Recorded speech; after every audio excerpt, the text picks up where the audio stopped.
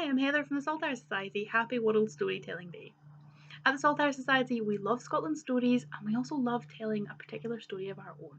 And I thought, what better way to celebrate World Storytelling Day than to come here and tell you it?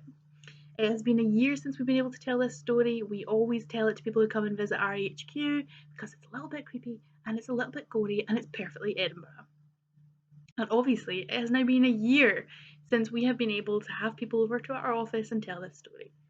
This is not the Saltire Society office. This is just my living room.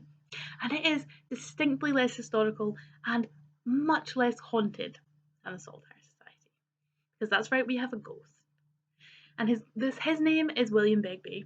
And whenever I arrive into the Saltire Society in the morning, especially if it's a dark, wintry morning, before I put the lights on, I always call in, "Good morning, Begbie. It's just me." Because I don't want to frighten a ghost. Yes, he's been dead 200 years. Is it still rude? Yeah, it's still rude to frighten someone. And I also don't want him to frighten me. So I always call in. And he hasn't been as active lately. I think it's because he gets the greetings, but he hasn't been active lately. But he has previously done things like take all the cladding off of our reading room walls, pull out all the screws from the reading room. He prints in the night. There's a reading room. Read. Don't print. But he's not a very ecologically friendly ghost. He doesn't understand. He died in 1820. Global warming, he didn't know about it. So we forgive this.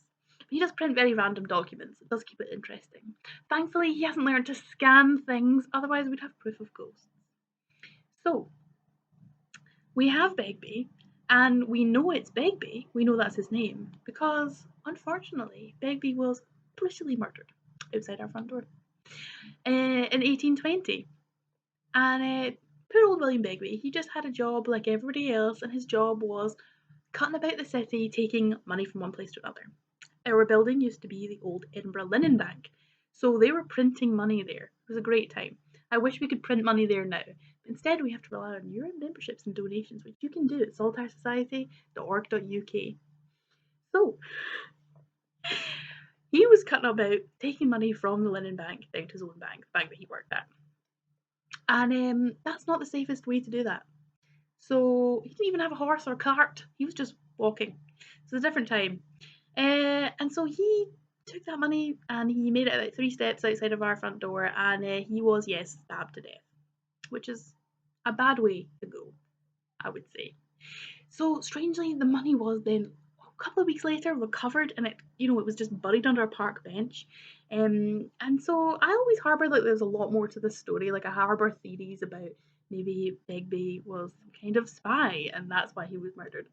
And the money wasn't really the reason, because then they found the money. Doesn't make any sense.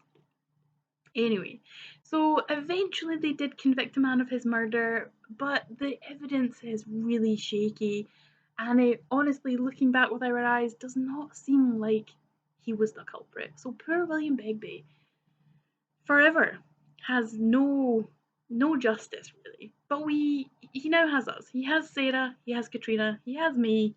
We greet him. We respect him as a ghost, and we respect him as an office mate, even though he's hard to educate about ecological issues. So that's our story that we love to share. If you dare, come along to the office when you can, and meet William Begbie if you dare. I miss him honestly. Happy World Storytelling Day from Saltire. Bye bye.